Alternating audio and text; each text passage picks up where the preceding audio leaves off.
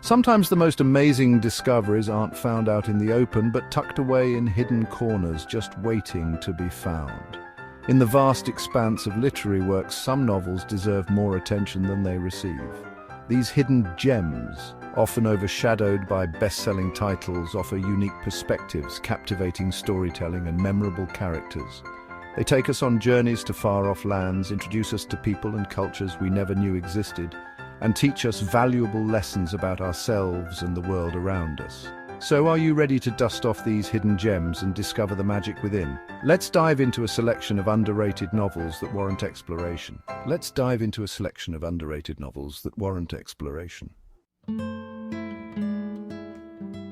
Our first stop takes us to post-Arthurian England, a land shrouded in mist and mystery, with a book called The Buried Giant by Kazuo Ishiguro. Imagine a world where a strange mist has settled over the land, stealing people's memories. It's in this ethereal landscape that we meet Axel and Beatrice, an elderly Briton couple, who set out on a journey to find the son they barely remember. As they journey through this hauntingly beautiful world, they encounter mystical creatures and characters straight out of ancient legends. But it's the quiet strength of Axel and Beatrice, their love for each other shining through the fog of forgetfulness, that truly captivates us. Ishiguro masterfully weaves a tale that explores the power of memory, the weight of history, and the enduring nature of love. The Buried Giant is a slow burn, its magic seeping into your soul with every page. It's a book that stays with you long after you finish reading, prompting reflection and sparking conversations about the stories we tell ourselves and the history we choose to remember. So if you're looking for a book that will transport you to another time and place, a book that will stay with you long after you've finished reading it, then I highly recommend The Buried Giant. But for now, let's journey on to our next hidden library gem, an exploration of human connection in the most unexpected of places. Our next stop takes us on a completely different journey, one that's just as unexpected as it is heartwarming. In Miranda July's The First Bad Man, we meet Cheryl Glickman, a woman whose quirks and routines define her world. Cheryl might seem a bit peculiar at first. She's set in her ways, a creature of habit in a world that often feels chaotic and unpredictable. But beneath her eccentricities lies a deep longing for connection, a yearning for love and belonging that resonates with us all. When a young woman named Clee moves into Cheryl's home, it throws Cheryl's carefully constructed world into disarray. Clee is the opposite of Cheryl, impulsive, chaotic, and seemingly unconcerned with social norms. Yet, as these two very different women navigate their shared space and their growing bond, something remarkable happens. They begin to see each other, not just for their differences, but for the vulnerable, flawed human beings they truly are. July's writing is as unique and quirky as her characters. She has a knack for finding humor in the mundane, for highlighting the absurdity of everyday life. But beneath the humor lies a deep empathy for her characters, an understanding of the human need for connection, even when it comes in the most unexpected of forms. The First Bad Man is a celebration of individuality, a reminder that it's okay to be different, to embrace our quirks and embrace the quirks of others. Next, we're traveling back in time to ancient Greece to experience an epic love story set against the backdrop of the Trojan War. Get ready to travel back in time to ancient Greece, a land of gods and monsters, heroes and legends.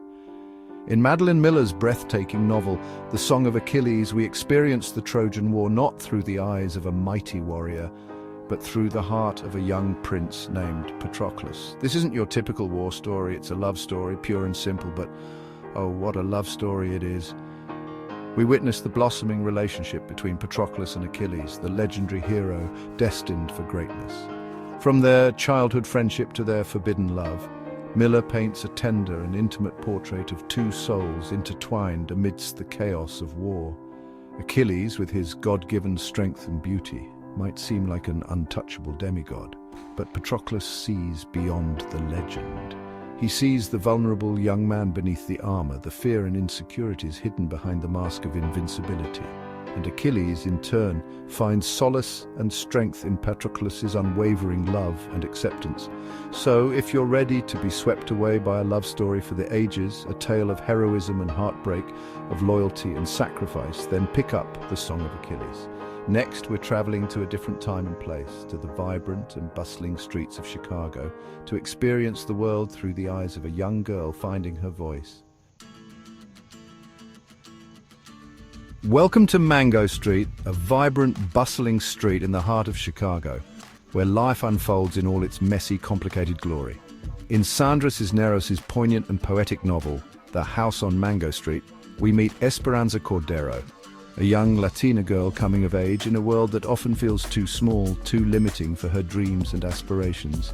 Through Esperanza's eyes, we experience the joys and sorrows, the hopes and frustrations of life on Mango Street. We meet her neighbors, each with their own stories to tell, stories of resilience, of struggle, of love and loss, of dreams both realized and deferred. Each encounter, each vignette adds another layer to the rich tapestry of life on Mango Street, a community bound together by shared experiences and a longing for a better future. Cisneros' writing is lyrical and evocative, capturing the rhythm and cadence of Esperanza's voice, a voice that's both innocent and wise beyond its years. Her words paint vivid pictures of life on Mango Street. The sights, the sounds, the smells, the dreams that bloom in the shadows of poverty and hardship. The House on Mango Street is a coming-of-age story like no other. It's a story about finding your voice, finding your place in the world and holding on to your dreams, even when the world tries to dim their shine. Our final stop takes us to India, where we'll explore the complexities of love, family, and social justice in a novel that will stay with you long after you've closed its pages. Our final destination takes us to the lush, vibrant landscape of India, with Arundhati Roy's powerful and moving novel, The God of Small Things. This isn't just a story, it's an experience, a symphony of emotions that will stay with you long after you've turned the final page. We're transported to the state of Kerala, where we meet the twins, Esther and Rahel, whose lives are forever changed by a single, tragic event. Roy masterfully weaves together past and present, revealing the events that led to the tragedy and the lasting impact it has on the twins and their family. This is a story about love in all its forms, the fierce, protective love between twins, the complicated love between siblings, the forbidden love that crosses boundaries and shatters societal norms. It's also a story about loss, about the ways in which grief can fracture a family and the enduring power of memory. But The God of Small Things is more than just a family saga. It's a powerful indictment of India's caste system and the devastating consequences of social injustice. Roy shines a light on the arbitrary nature of social hierarchies and the ways in which they can poison even the most intimate of relationships.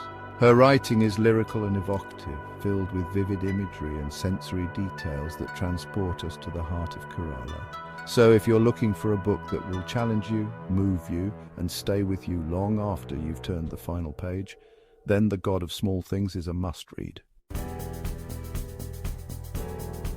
Well, my friends, our journey through the hidden library comes to an end, but the adventure of reading, of discovering new worlds and perspectives, never truly ends. These novels, though lesser known, offer rich literary experiences. They remind us that sometimes the most profound stories are the ones whispered, not shouted, the ones waiting patiently on a dusty shelf for the right reader to come along. They invite readers to explore new worlds, perspectives, and emotions. So next time you're looking for a new book, don't be afraid to venture off the beaten path, to take a chance on a title you've never heard of before. Take a chance on these hidden gems and discover the beauty of underrated literature. You never know what treasures you might find. Until next time, keep reading, keep exploring.